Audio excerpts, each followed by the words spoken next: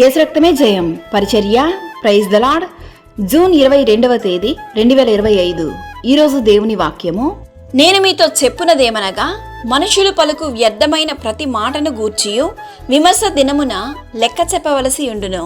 మత్తయి సువార్త 12వ అధ్యాయం 36వ వాక్యము. అవును క్రీస్తునందు ప్రియులారా, నీ మాటలను బట్టి నీతిమంతుడవని తీర్పు నొందుదువు, నీ మాటలను బట్టియే అపరాధివని తీర్పు నొందుదువు.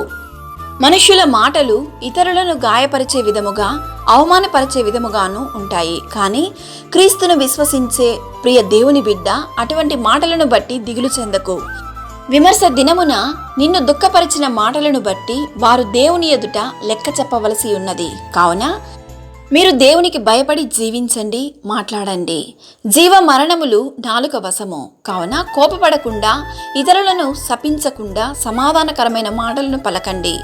దేవుని వాక్యం ఇలా సెలవిస్తుంది, ఎన్నిసార్లు గద్దించినను లోబడని వారు మరి తిరుగు లేకుండా హఠాత్తుగా నాశనమగును.